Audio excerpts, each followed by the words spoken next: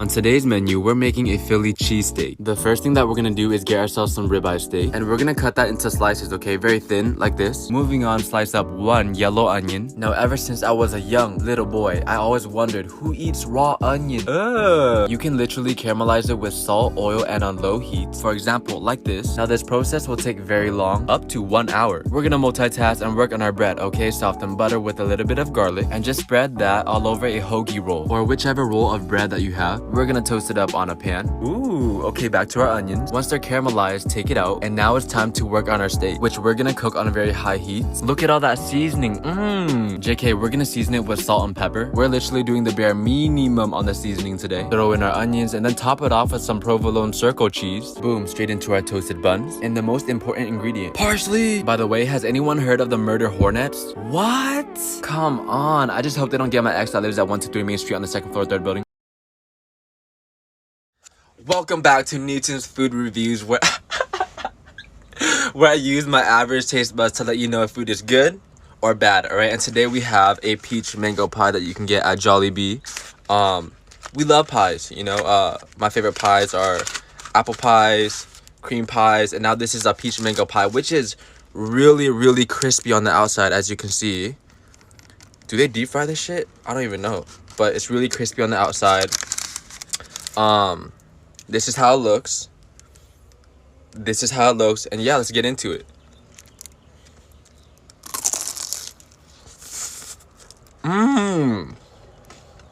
Oh my god. Delicious. According to today's menu, we're making elote. The first thing that you want to do is to get yourself some corn. I opened it and I realized that somebody cut off the tip of my corn. Why would you cut the corn? I like it when it's pointy. Anyways, we're gonna remove the husk and the little hairs until the corn is nice and clean like this. Give them a little wash and we're gonna throw them into some boiling water, I think for like 5 minutes. And corn cooks really fast, so once they're done, take it out and just wait for them to cool down, okay? Once they're cool, we're gonna take some to-go chopsticks and just take out all of your frustrations out on the corn, alright? Stab it! Moving on, we're gonna brush our corn with some butter as well as some mayonnaise, and remember to put a lot, okay? This is not the right time to be shy. Finish it off with some cotija cheese, and that's pretty much it. Now this is pretty much the most basic version, alright? I like this one, but you can add like chili powder or tapatio. The best way is to eat it with a lot of ketchup. Ah, hell no! Yeah, I mean, maybe add some more cheese, some lime, cilantro. It really is up to you. All I know is tengo elote muy delicioso. Esta chinito habla español muy bien? Sí o sí? First things first, we're gonna get ourselves some chicken thighs and pound them very thin. Boom, boom, boom. Okay, perfect. Moving on, we're gonna set up a 3-bowl breading station, okay? The first bowl being flour, garlic powder, cayenne pepper, a little of salt. Bowl number 2 will have 1 singular egg and a hot sauce of your choice. It can be tapatio. Is that a helicopter? Anyways, the last bowl is just gonna be some panko breadcrumbs. And really, the only thing that's left to do is to bread our chicken. And make sure you do a good job, okay? The last thing you want is a chicken katsu with the bald spot. Let the chicken vibe on the side while we heat up some oil in a pan. And just fry the chicken for 3 to 4 minutes on each side. Or until the internal temperature of the chicken reaches 165 degrees Fahrenheit. Toast up a couple buttered brioche breads. And you're supposed to spread some mayo on it, but I did not have any, so I'm just using fry sauce instead. Assemble your sandwich. And just cut out the crust so that the sandwich can look nice and pretty. Ooh, add some parsley. Okay, now you guys might call this sandwich ugly, but she is very beautiful to me. On another note, can somebody tell me how to stop allergies? Because this shit is whooping my ass. First off, get yourself some deveined and deshelled jumbo shrimp and let that vibe on the side while we make our Cajun seasoning, which is pretty much onion powder, paprika, oregano, garlic powder, salt, cayenne pepper, red pepper, black pepper. Or you can just buy Cajun seasoning at the store. Save yourself some time, you know? Anyways, we're gonna use half of the seasoning on our shrimp, and the other half we're gonna save for our rice, which we're gonna wash because there could be all different types of debris and insect poop in there. Once you have your rice, your seasoning, your shrimp, we're gonna throw some butter into a pan on medium heat and simply cook our shrimp for about 2 minutes on each side or until it's opaque all the way through. Once we're finished with that, we're gonna saute some garlic and butter. Once our garlic is a little bit brown, we're gonna add in our seasoning and our rice and a little bit of chicken broth, which is crazy to me because I always make my rice with water, but this sounds like a good idea. Cover with the lid and let it simmer for about 15 minutes or maybe even longer if you want crispy rice. And yeah, that's pretty much it. Throw your shrimp on top, a little bit of parsley. Just a simple, easy, quick recipe. And it's actually really healthy too. Just ignore all the butter that we use. On On today's menu, we're making snickerdoodle cookies. My favorite. Mix together some flour, baking soda, and salt, as well as some cream of tartare, which I've never used before. Isn't tartare the sauce that you eat with calamari, right? Anyways, in another bowl, we're gonna work on our wet ingredients. Okay, some melted butter and sugar that we're gonna mix. Honestly, you can just stop right here and eat this with some bread. But no, add 1 egg and some vanilla extract. Give that a good mix, and now we're just gonna combine the 2 bowls together. And do it very slowly until you get a nice dough like this one. Alright, very nice, very buoyant. And before baking, we're gonna let this vibe in the fridge for 30 minutes minimum. Alright, once you're ready though, come back and roll your dough into the size of a golf ball and dunk them into a cinnamon sugar mix. No chocolate, nothing extra, alright? This is very basic. Bake in the oven at 350 for about 10 minutes. And there you go. You know, that's pretty much it. Finish off with some parsley. JK. I saw a girl tweet out that she can't date guys that eat dessert because that's a female thing to do. You're telling me as a man, I'm not even allowed to eat 1 cookie? Come on. On today's menu, we're making Swedish meatballs. In a big ass bowl, we're gonna combine breadcrumbs, cow milk, heavy whipping cream, 1 singular egg, a little bit of garlic, pepper, salt, and finally all-purpose seasoning, which I have never used before in my life. Anyways, give that a good mix and let it vibe out for about 10 minutes while we cut an onion. What we want is really small, fine pieces, okay? Toss them in there along with some parsley. And lastly, but not the leastly, we're gonna add ground beef and pork. My store only had 95% fat-free pork, which I would not recommend because it tastes like a Timberland boot. Anyways, mix everything together, and we're gonna take our meat mixture and roll it into the size of a golf ball. Moving on, get yourself a pan on high heat, throw in some olive oil and a little bit of butter, and we're just gonna basically brown our meatballs on all sides, okay? I mean, just look at that crust. Yes! Once you're ready to eat, throw it onto a plate, and you can eat it plain or you can serve it with some gravy, and then add some parsley. I had to make this because I miss going to IKEA, eating the meatballs, and buying furniture that would eventually break in a few months. I miss. On today's menu, we're making ice cream crepes. All you really need is the batter, which is a combination of flour, eggs, a little bit of vegetable oil, almond milk, a little of salt, and to really spice things up and bring in that flavor, we're gonna add some vanilla extract. Give that a really good mix, and now it's time to cook, okay? Get yourself a small pan on low heat, and we're just gonna straight butter the surface area, and from that point, take a ladle full of batter, just pour it in the pan, you know? Really simple stuff, you know, from a professional standpoint. The best advice I can give you, honestly, is to fill the bottom of the pan with batter at one time. Check up on it, and once you get a nice brown like this, we're basically gonna flip it over onto a plate. Let's go! My first crepe! Now from this point, you can really just do whatever you want. I'm just gonna fill mine up with some Nutella, bananas, and that's how you make the ugliest crepe I've ever seen in my goddamn life, okay? Hideous. We're just gonna fix that by adding powdered sugar, strawberries, chocolate syrup, and vanilla ice cream. Let's go! This is hands down my favorite dessert in the entire world. Perfect for this weather, okay, because it is getting very hot. I don't even have an AC. On today's menu, we're making banana bread. Get yourself some really ripe bananas. The darker the banana, the sweeter the juice. Wait, mash them really good with the fork, and then we're gonna add some eggs and cannoli oil. Give that a mix and just let it vibe on the side, and now we're gonna work on our dry ingredients. The usual suspects, flour and sugar, baking soda, and a little bit of salt. And today, we have a special ingredient. Yeah, psych? But no, seriously, we're using vanilla jello pudding. I have never— Shut the fuck up, I'm recording, damn! Moving on, combine the 2 bowls and gently fold them together, okay? Do not overmix. Now, I love chocolate, so I'm gonna throw some in there. No, seriously, like, feel free to add anything you want. I've seen people add coconut, walnut, any kind of nut. Take your banana bread mixture and pour it into a bread tray and bake it at 325 degrees for about 1 hour. Once you can poke it with a toothpick and it comes out clean, we are pretty much done. This baking shit is easy. The bread came out more moist than me after sitting on a barber chair for 1 hour, you know? And that's pretty moist. Add some ice cream on top if you're feeling crazy.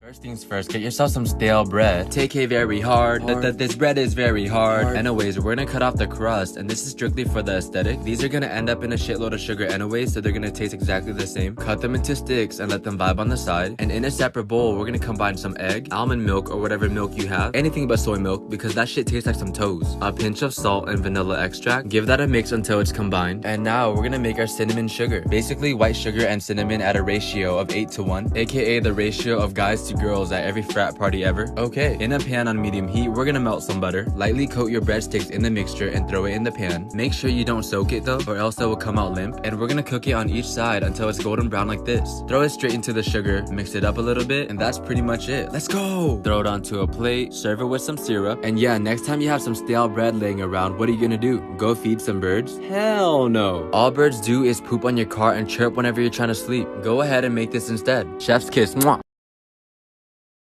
According to today's menu, we're making pizookies. A little bit of melted butter into a big ass bowl along with some brown sugar, 1 large egg, and a little bit of vanilla extract in. Give that a mix until it looks something like peanut butter. Honestly, I could just stop right here and just eat this batter, but we're gonna add some flour, then add a little of salt and baking soda, and combine everything together until it's smooth. What? We're just gonna go ahead and ignore that clip. Once you have something that looks like this, it's time to incorporate our chocolate. And in a mini cast iron skillet that I got at why is that so hard for me to say? Bed Bath & Beyond. There you go. Throw your dough in, and we're gonna bake it in the oven at 350 for about 20 minutes. See? Do you guys see my issue with chocolate chips? They're way too perfect and circular. That shit is weird. Top the cookie off with some vanilla ice cream. And since I'm an overachiever, I added some chocolate syrup and some dulce de leche. This baking shit is easy. You got a hot cookie and some cold ice cream. Amazing. I know all the dentists watching this right now are like, heart been broke so many times, I don't know what to believe. First things first, we're gonna start off with a Korean pear. What's the difference between this pear and an American pear? This one has a universal healthcare system. We're gonna grate half of it into a bowl and then add some soy sauce, brown sugar according to your taste, sesame oil, and some garlic that we're gonna press because it's faster than mincing it. Along with that, we're also gonna throw in some ginger, and lastly, some gochujang, which is a Korean spicy paste, but it's not that spicy though. Mix that up and just let it vibe on the side. And now we're gonna work on our meat. Yeah! This is just some ribeye that I froze for an hour so that it's easier to cut. And we're gonna cut them into thin slices like they usually are at Korean barbecue spots. All we have to do now is marinate it, throw it in the refrigerator, and come back after a few hours. The longer you wait, the more flavor it will have. But if you're hungry, just make it right now. It's not a big deal. A little bit of oil in a pan, medium-high heat, and just cook it like you would cook anything else. For me, I like that charred meat taste, so I burnt it on purpose. And yeah, add some parsley. And that's pretty much it. This cooking shit is what? Easy! I'm pretty sure we can all agree that there's no better feeling than having meat in your mouth. Wait, pause. First things first, we're gonna get ourselves a big ass bowl and crack an egg in there, a little bit of milk, give that a mix, and just let that vibe on the side. Damn, this video is kind of going fast. In a separate bowl, we're gonna add flour, baking powder, salt, crushed red peppers, and Italian seasoning, and we're gonna combine the two bowls to make a, I don't even know what you would call this. Is this considered a dough? Anyways, we're gonna cut up some pepperoni. Personally, I cut mine into quarters, but you can do whatever you want. Moving on, we're gonna add 2 different types of cheese, which is just mozzarella and parmesan, and you're gonna end up with something like this. It kind of looks like chunky baby food right now, but that's because we're not done. We're gonna scoop the mixture into a cupcake pan, about 50% of the way. Add some more ronis on top and throw them in the oven at 375 degrees for about 15 minutes or so. Oh, and the crowd goes wild. Throw on some parsley, and that's pretty much it. Now you can eat this with a side of marinara, or you can eat it dry. These remind me of the ones that my mom used to make for me when I was a kid. Psych, she never made me this. When I was a kid, all I ever ate was mama ramen noodles. Don't let the straw hat fool you, she's evil. Okay, the first thing we're gonna do is make our marinade, which is really just balsamic vinegar, honey, a little bit of brown sugar, delicious light soy sauce, and to make it more healthy, we're gonna add some garlic and ginger. Yes, ginger. Today we're using motherfucking roots. Mix that up, and we're gonna get ourselves some chicken drumsticks. Buy your chicken at Walmart because it's cheap. Are they injected with steroids? I mean, probably, but we're not gonna complain. Let the chicken vibe with the marinade for at least 4 hours. Once you're hungry, throw the chicken onto a baking rack, and we're gonna bake these in the oven at 400 degrees for about an hour. Do not throw away the marinade, okay? We're gonna boil our marinade for at least 15 minutes to get rid of the salmonella, and we're just gonna brush it on our chicken every 15 minutes. Listen, I know what you're thinking. This is way too much work. I mean, you have a point, but trust me. I will always love you. Come on. Top it off with some sesame seeds and some parsley. And yeah, that's pretty much it. I will say though, I would recommend you marinate this chicken for at least 24 hours up until like 5 minutes before the chicken expires.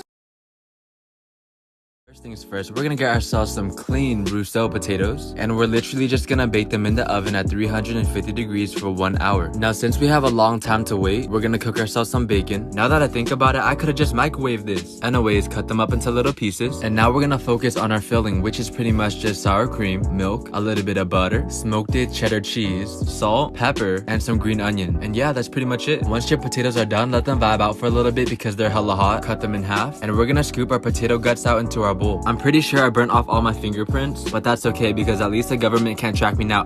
Mix everything in the bowl until it's nice and smooth, and taste a bit of it to see if you like it. If you do like it, we're gonna put our potato mixture back into our potato skins. Give it top it off with some more cheese and bacon, and bake it for another 15 minutes or until the cheese melts. Ooh, the love of my life, parsley. And that's pretty much it. This cooking shit is what? Easy.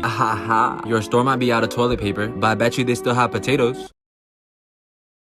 According to today's menu, we are gonna make some fried rice. This is a freestyle recipe just straight off my forehead. We're gonna start off by cutting some garlic and green onion, as well as some Chinese sausage. You can use any other meat as well, but if you even think about using hot dogs, get the fuck. Moving on, we're gonna need some peas, scrambled eggs, and day-old rice. Newton, can I use fresh rice? I mean, I suppose, but it's gonna end up making the dish gummy and not as good. Throw your rice into a pan with some oil and cook it until it's warm and sticky like this. Take it out and just let it vibe on the side. And now it's time to saute our vegetables, which is gonna be our garlic and peas. Boom, a little bit of salt and pepper, and then throw in your meat and your rice. Okay, cool. We're also gonna add soy sauce and just give it a mix until it's a nice mahogany color. And for the eggs, you don't wanna pour it on top of the rice, okay? That's a rookie mistake. You wanna cook it a little bit on the side first and then mix it in. A nub of butter and some green onion. And yeah, that's pretty much it. We're missing one thing and one thing only, alright? Parsley! Bro, I was watching Tory Lane's IG live earlier and I never wanted to be a gummy worm so bad. Ha!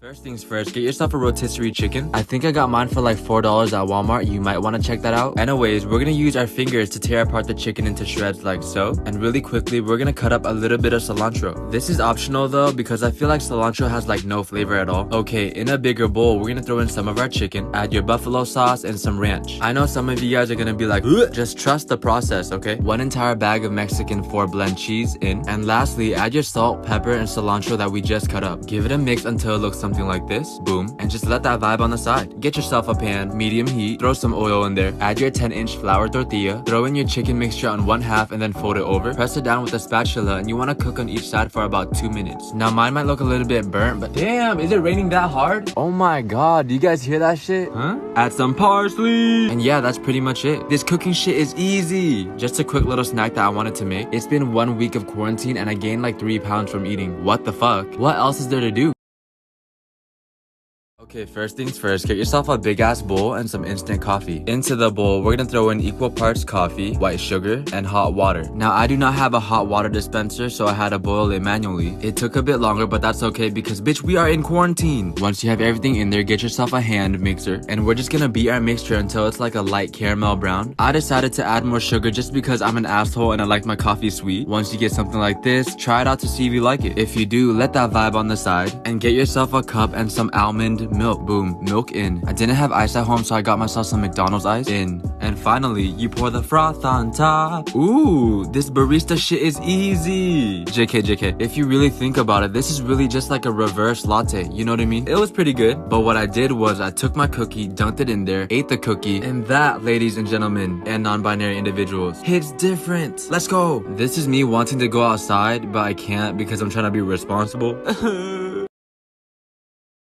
On today's menu, we're making garlic knots. Get yourself a can of biscuit dough and we're gonna cut each individual piece in half. Roll those bad boys out until they're about 5 inches long, which also happens to be the length of a fallopian tube. Anyways, we're gonna have to tie these into knots. Just imagine like you're tying your shoes, you know? Repeat the steps until you don't have any more dough. Let that just vibe on the side while we work on our topping. A little bit of unsalted melted butter, table salt, Italian seasoning. We have some parsley in there, garlic powder, and some fresh Parmesan cheese. Do not use pre-grated cheese because they just don't melt. I think it has something to do with the preservatives. Anyways, we're gonna take a brush and brush the butter onto our knots, and you should get something that looks like this. Whoa, kind of like dumplings. Throw them into the oven at 400 degrees for about 10 minutes. Take them out, and yeah, not gonna lie, these came out the oven kind of ugly. Anyways, we're just gonna plate them, and yeah, that's pretty much it. Now, I'm not one to biscuit shame, but the biscuits at Red Lobster, But these though, this one's just built different, man. Just truly spectacular. And these fit perfectly in your mouth.